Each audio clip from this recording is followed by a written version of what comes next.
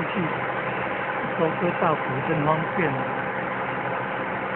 现在中华民国100年公元2016年，今天6月15、17、16号了，农历是快要5月15了。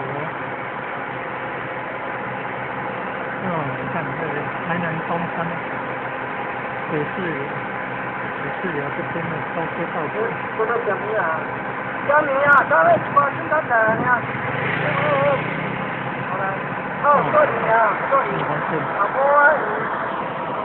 哦，这个卖东西就在庙北市为前湖塘在庙那边用那个放送器啊，放上用广播啊，来广播，跟风雨。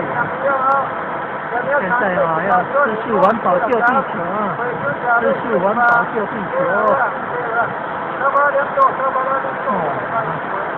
稻谷收割了，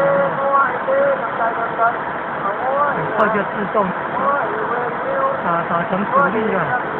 在民国60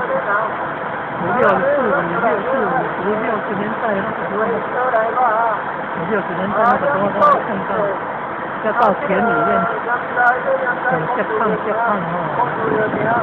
采收这个稻杆跟稻谷分离，要用人工的。